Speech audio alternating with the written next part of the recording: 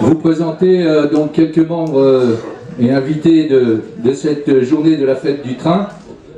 Donc Dominique Liga, qui est secrétaire du collectif citoyen de défense des lignes Paris-Granville, Caen-Tours et Caen-Rennes.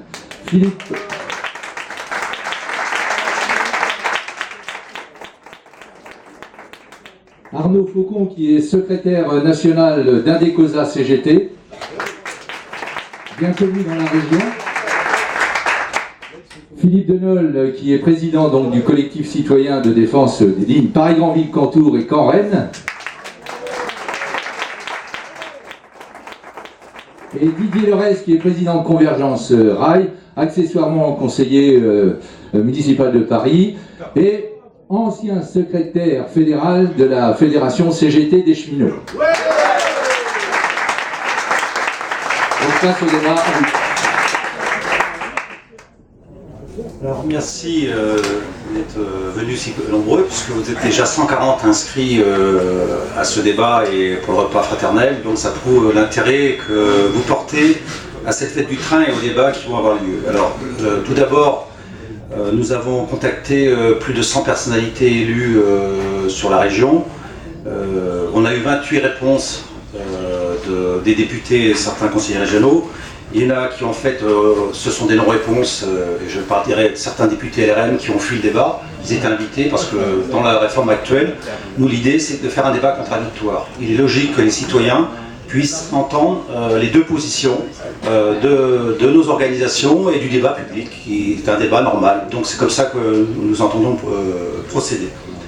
Donc un certain nombre de maires se sont excusés et on sait que réellement leur excuse était tout à fait valable, puisque ces gens-là nous ont accueillis correctement et même étaient à l'écoute de nos propositions et revendications. Il s'avère aussi qu'ils ont les mêmes intérêts que nous pour défendre l'avenir des territoires. Je voudrais aussi remercier tous les bénévoles, tous les militants qui en quelques jours, en quelques semaines ont été capables d'organiser cette fête, et notamment aussi à tous ceux qui ont pu installer et monter les stands et préparer avec, disons, beaucoup de courage cette fête. Donc, mesdames, messieurs, chers camarades, je voudrais remercier Didier Lerest, Guy Bonnet, excusez malheureusement, Arnaud Faucon, tous les présents, les élus, les membres du collectif qui se sont déplacés des quatre coins de Normandie. Nous sommes actuellement dans une phase active au plan parlementaire qui nous permet de mesurer combien la réforme de la SNCF est purement dogmatique. D'ailleurs, les résultats des votes expriment le lien idéologique qui unit tous les libéraux dès lors qu'il s'agit de s'attaquer aux services publics et de réduire les droits sociaux. Le statut de la SNCF en société anonyme est la porte ouverte à tout moment à la privatisation et à la poursuite de la filialisation de ses activités, avec des conséquences notables sur les conditions sociales des cheminots et la poursuite de la désertification des territoires. Je tiens à souligner que le collectif soutient la lutte des cheminots et le combat exemplaire qu'ils et elles mènent pour défendre le service public et leurs droits acquis au fil du temps par les luttes en raison des contraintes liées à leur métier. Leur combat permet d'éclairer aussi les enjeux destructeurs de cette réforme. Alors je précise qu'ils sont en lutte depuis 3 mois et je vous inviterai le moment venu à les soutenir dans la solidarité. Donc il y aura une caisse qui sera mise à disposition, et puis je pense qu'ils ont besoin aussi d'entendre vos messages de sympathie et d'encouragement à poursuivre la lutte. Donc pour revenir sur cette réforme, des choix faits sans prendre la mesure des conséquences réelles de l'ouverture à la concurrence dans les autres pays européens, qui se sont traduits par des reculs dans tous les domaines des activités, quoi qu'en disent les promoteurs de cette réforme. Pas plus qu'ils ont pris le temps, on n'a pas voulu faire le retour d'expérience sur l'ouverture à la concurrence du fret, et notamment la catastrophe qu'elle a engendrée. Dans le rapport Spinetta, outre de préconiser la fermeture de lignes et de s'orienter dans une pure logique de rentabilité, il n'était fait aucunement allusion aux enjeux environnementaux. Dans le projet politique actuel, il n'y a aucune prise en compte des effets de la pollution et autres inconvénients du transport de voyageurs, et encore moins pour le transport du fret par route sur le climat, la santé publique et les gâchis qu'ils entraînent. Déjà à nos lignes, nous mesurons le choix politique de la région dirigé par M. Morin, qui a anticipé la réforme en lien avec la direction de la SNCF, en procédant déjà à des fermetures de gares, de guichets et en supprimant des trains, TER, des navettes. Maintenant, il propose de remplacer les trains par des bus sur Caen-Rennes et Caen-Tours. Quant à Paris-Granville, nous savons qu'il entretient des relations avec Transdev, la filiale de la Caisse des dépôts et consignations. En février, notre collectif s'est constitué pour s'opposer à cette casse du service public et défendre une présence humaine dans les gares pour continuer l'accueil et préserver le lien social que doit assurer le service public. De nombreux rassemblements ont eu lieu. À ce jour, nous comptons près de 250 adhérents et nous avons rassemblé plus de 11 000 signatures contre les aspects néfastes de cette politique. Nous sommes aussi une force de proposition et nous travaillons à l'élaboration d'un projet pour l'avenir du service public et de nos territoires. À partir de nos échanges et avec des données objectives sur les réalités économiques et sociales de notre région. Projet que nous soumettrons à la population et aux élus pour faire exister une autre conception du progrès social, sociétal et humain qui intègre tous les défis que la planète nous commande aujourd'hui de mettre en place pour assurer l'avenir des autres générations. La fête du train est avant tout un rassemblement de mobilisation et de rencontres pour renforcer et donner de la cohérence à nos actions. La prochaine action sera le 18 juin au Havre pour cause de déménagement subi de la section du Conseil régional. Et maintenant, ouvrons le débat.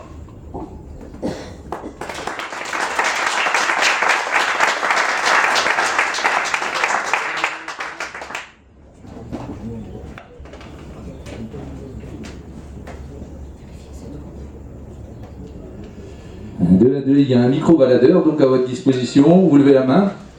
Alors donc, normalement, on devait avoir des contradicteurs.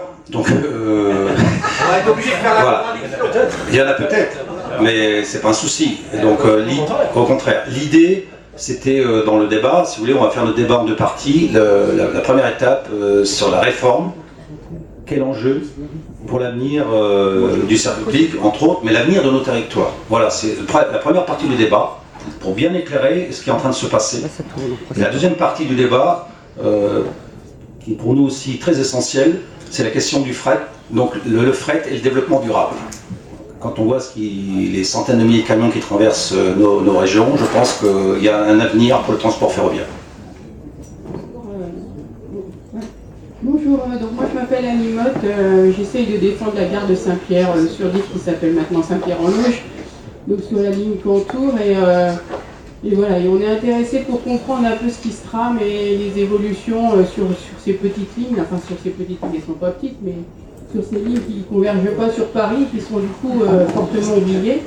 Et on ne sait pas trop, effectivement, on voit bien qu'il y a une tendance à remplacer des trains par des bus, mais voilà, c'est pas très clair comme situation et on ne sait pas trop vers quoi ça va conduire. Du coup, voilà, on a plein d'interrogations et je ne sais pas s'il y a des réponses, mais en tous les cas, les échanges qu'on peut avoir avec nos politiques nous font toujours des grands discours qui sont très sympathiques, mais du coup, on ne voit pas véritablement ce que ça la traduction pour les usagers de tous les jours, quoi. Je ne sais pas. C'est plus des questions, hein. C'est peut-être pas très contradictoire, mais je ne sais pas.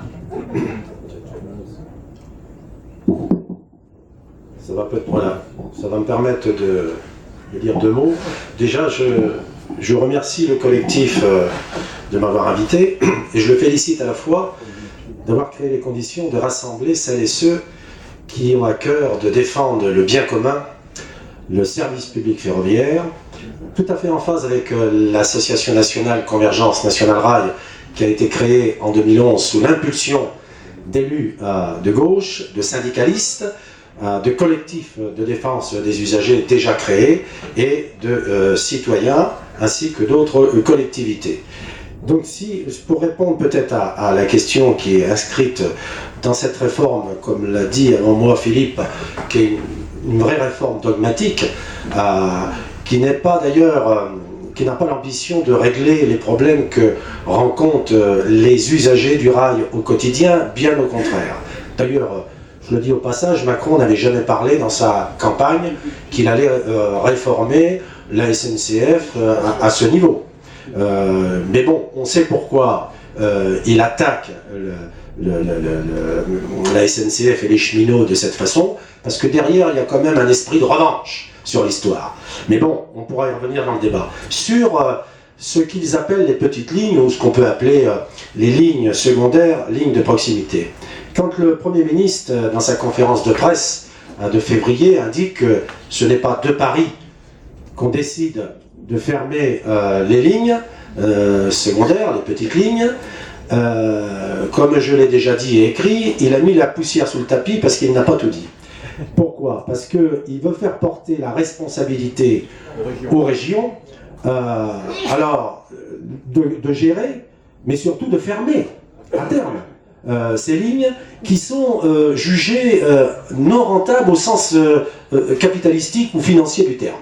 D'ailleurs, j'ouvre une assise, je me permets une assise, la CNR, nous avons été auditionnés par Spinetta. D'ailleurs, Sylvain Brière, qui est ici présent, faisait partie de la délégation de la CNR, et on a bien compris que M. Spinetta, son premier propos, d'ailleurs, c'était quand même incroyable, en nous disant, en s'adressant à moi, en disant, M. Leurès, c'est pas vous, je ne vais pas vous l'apprendre, le TGV a sabordé Air Inter. Vous voyez, parce que Spinetta était président d'Air France et tout ça. Alors j'ai dit, monsieur Spinetta, si vous commencez votre rapport avec cet esprit de revanche, c'est mal parti. Sauf que Spinetta, dans son rapport, préconise que les lignes où circulent moins de 10 trains par jour, ce qu'on appelle dans le jargon interne à la SNCF, les lignes 7 à 9 UIC, donc ça fait 9000 km, au sens du rapport Spinetta. Monsieur Duron, que vous connaissez bien dans la région, a été plus loin, lui. Sa proposition vise de fermer 14 000 km à terme. D'ailleurs, il va même un peu plus loin parce qu'il préconise que dans les zones rurales, où il y a très peu de trains qui passent sur les lignes, eh bien, il faut transformer ces lignes en coulées vertes. En promenade plantée dans la campagne, c'est pas trop mal. Alors, monsieur Spinetta, il peut faire un constat, sauf que la question qui reste posée, pourquoi sur un certain nombre de lignes, il passe pas suffisamment de trains? Bon, et puis, moi je pose la question, alors si on supprime, on ferme les petites lignes où il y a moins de trains qui circulent, est-ce que demain, on va fermer les routes départementales où il y a très peu de voitures qui circulent et qui ne paient pas d'ailleurs l'entretien et le financement des routes? Donc c'est quand même une question. Non, c'est pour ça, parce que je le dis, parce que quand on parle de la dette du ferroviaire, on ne parle jamais de la dette de la route. Donc ce sont des choix de société. Alors par contre, où les choses se crispent sur l'avenir des petites lignes, c'est que quand je dis que tout n'est pas dit, il y a un certain nombre de travaux de régénération sur ces lignes-là qui sont inscrites au contrat de plan État-région. Mais, non pas que depuis la loi, parce qu'on parle de réforme, mais il y en a une déjà qui a eu lieu en 2014. Et dans la réforme de 2014 du système ferroviaire, on a inscrit ce qu'on appelle un contrat de performance. Et donc SNCF Réseau, aujourd'hui, anciennement Réseau Ferré de France, qui a donc au nom de l'État la propriété des lignes, des infrastructures ferroviaires, dit, nous, on n'engagera que 8,5% du coût des infrastructures. Et un certain nombre de préfets disent aujourd'hui, on n'abondera pas la part qui revient à l'État. Et troisièmement, nous avons découvert, mais bon, pour ceux qui suivent, je pense que c'est pas un scoop, un décret du 10 novembre 2017 qui institue le transfert de la propriété publique, donc de lignes et de gares. Donc tout est, je dirais, réuni pour que demain, les régions, si d'aventure elles ont la gestion de ces lignes-là, eh bien, financièrement, ne pourront pas y subvenir, puisqu'elles sont déjà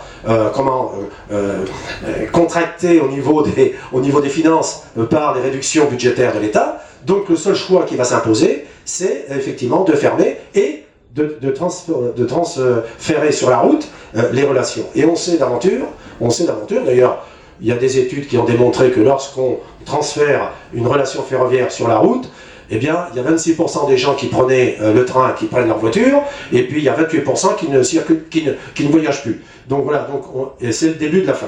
Donc voilà, donc pour répondre un peu, donc il y a intérêt de se mobiliser, parce que je pense qu'il y a effectivement des propositions qui sont à prendre, à porter pour réactiver, revitaliser ces petites lignes ferroviaires. D'ailleurs, lorsqu'on réouvre une ligne, comme ça a été fait Tours, Chinon, Nantes-Pornic, eh bien, on a effectivement une influence qui grandit, qui augmente, parce que les gens, s'ils ont la possibilité et ils en ont les moyens, eh bien, ils font un choix, ils prennent le train pour se déplacer. Donc voilà, donc je crois qu'il faut effectivement s'inscrire dans les mouvements, parce que, j'en termine mon propos, le système ferroviaire n'appartient ni à Macron, ni à la technocratie, ni aux cheminots, ni aux syndicats, il appartient à la nation, donc c'est un bien commun, c'est un bien public, donc il faut placer à ce niveau-là le débat et l'intervention, notamment l'intervention citoyenne.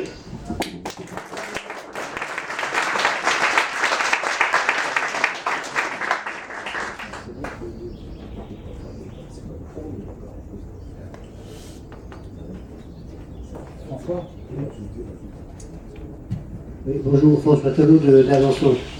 Alors, on est dans le département de l'Orne, et le département de l'Orne est traversé par deux lignes, est-ouest Paris-Grandville et nord-sud Cantour. Et font partie des 9000 km de petites lignes qui pourraient être mises en difficulté. Aujourd'hui, il y a les élections sénatoriales.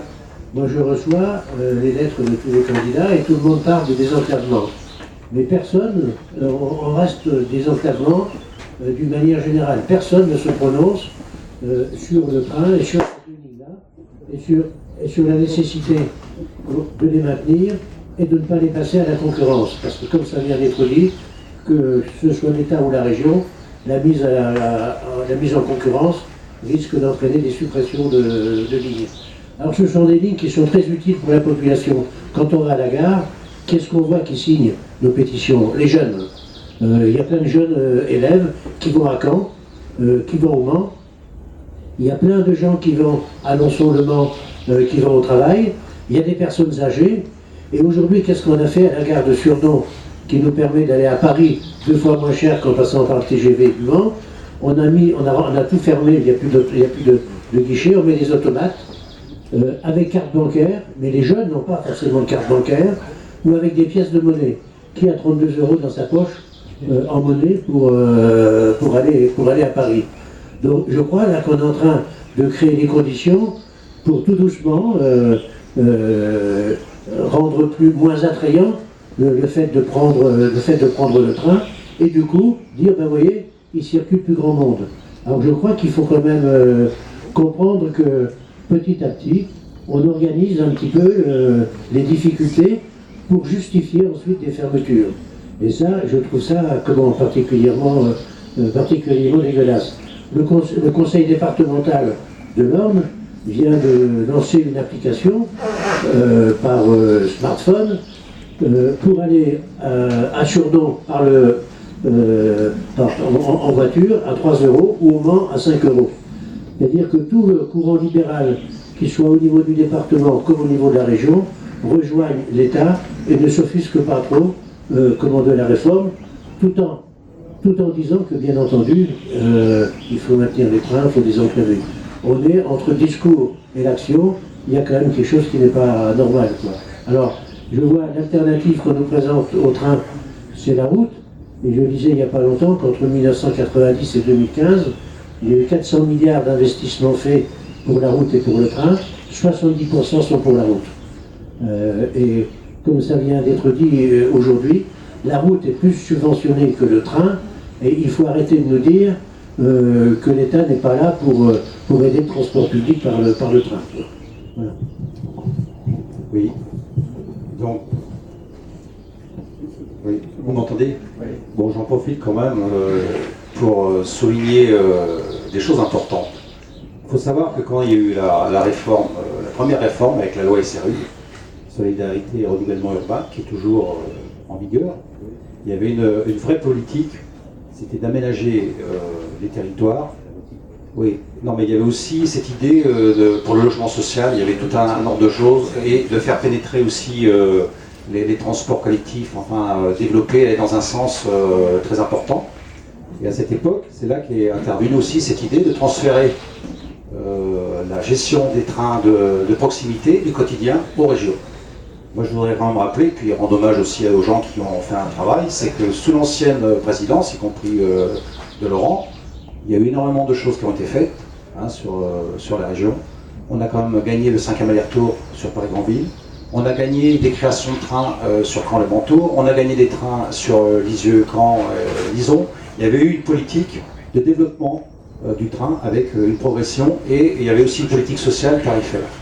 Voilà, changement de majorité régionale, dès le lendemain, des attaques contre le service public, puisqu'il faut rappeler que M. Morin avait décidé unilatéralement, sans consulter personne, de supprimer les TER de Grand V et bien d'autres suppressions.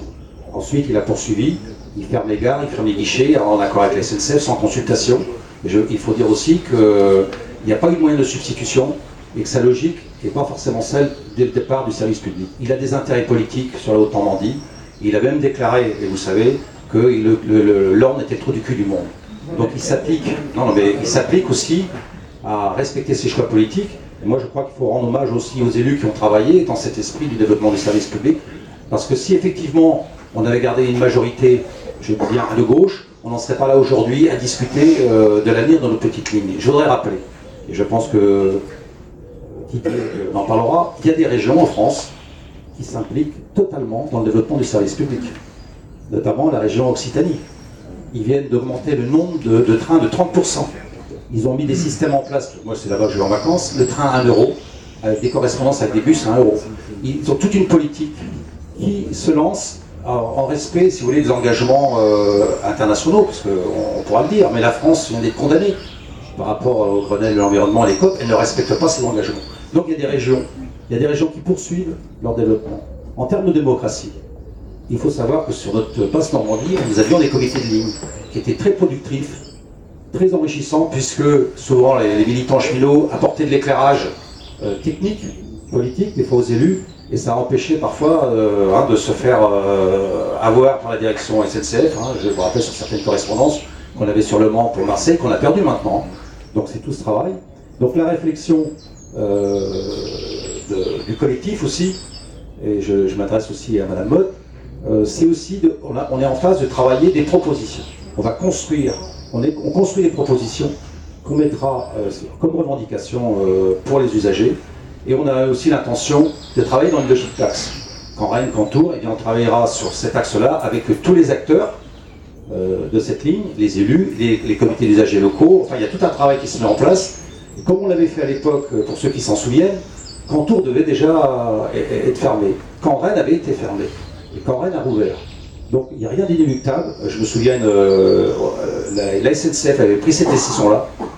C'est au mois de juillet, pensant que tout le monde était en vacances, il n'y aurait pas eu de réaction. Et en fait, on s'est retrouvé une centaine dans la gare du Mans avec les élus, à l'époque, le conseil régional et autres, à faire conférence de presse. Et on avait été capable de collecter 10 000 signatures en l'espace de quelques mois.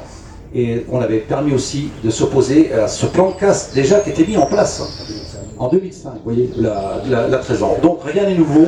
C'est pour ça qu'aujourd'hui, la responsabilité première du collectif, c'est de fédérer toutes les volontés, les élus, les cheminots et tous ceux qui veulent s'engager pour continuer à défendre ce service public. Donc on travaillera avec nos amis de Saint-Pierre-sur-Dyle, là on a toujours travaillé avec eux, et on espère travailler avec tous ceux qui se situent sur l'axe pour porter les mêmes revendications.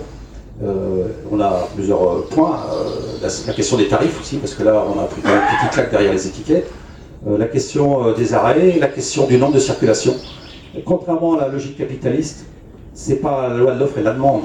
C'est bien l'offre qui va conditionner la demande. Partout on a mis des trains, je me souviens le train qu'on a créé le milieu d'après-midi, c'est un train qui est rempli. Ça veut dire qu'on a bien répondu aux attentes. Et c'est aussi comme ça que ça fonctionne. Et c'est ça aussi notre intention de faire pour le collectif.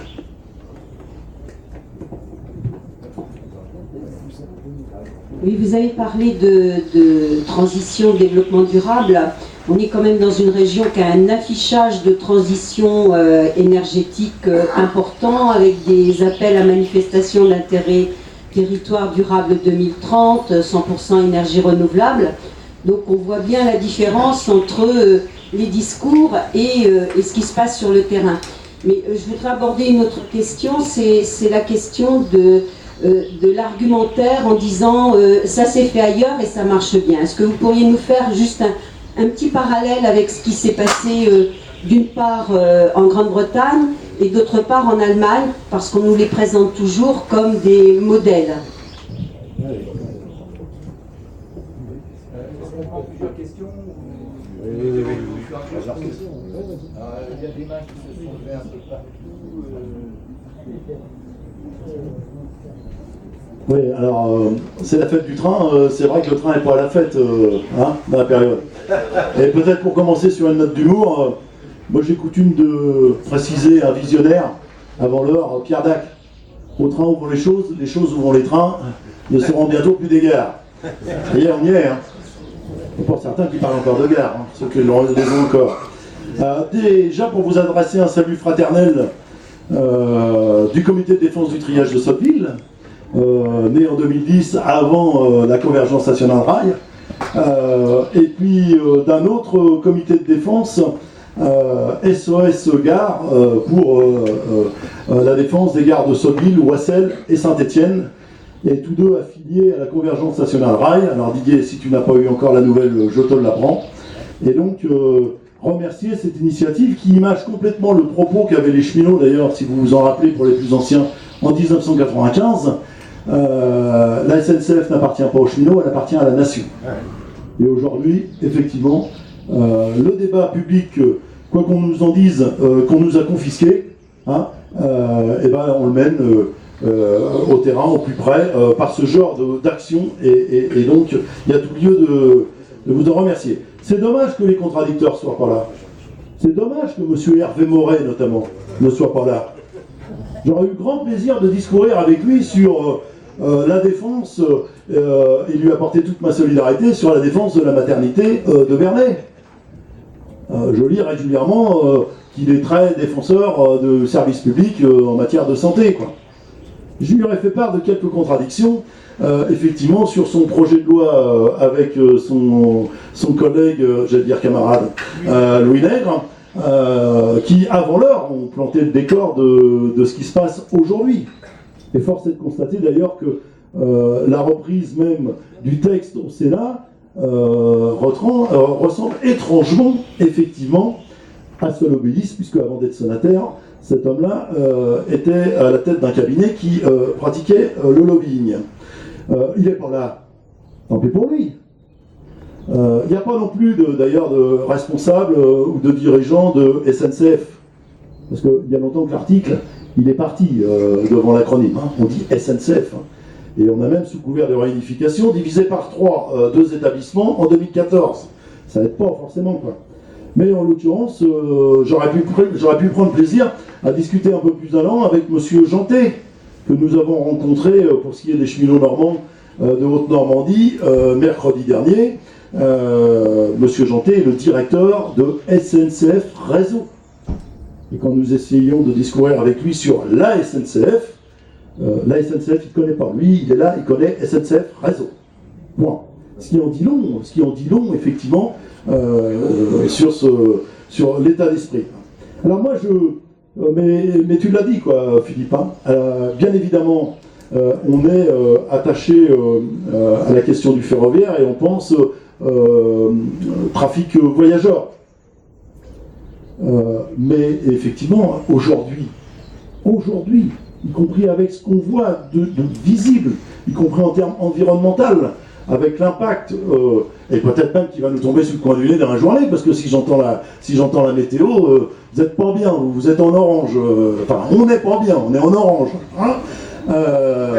Moi je le dis, hein. Malgré les promesses gouvernementales, électorales, les discours éco-responsables, le modèle de référence, et ça c'est inadmissible, il faut hurler, le modèle de référence pour le ferroviaire, c'est la route. Et moi, je vais pas répondre à la question, mais madame, l'ouverture à la concurrence, mais on connaît dans ce pays, notamment au fret, ça fait plus de 10 ans que c'est ouvert à la concurrence.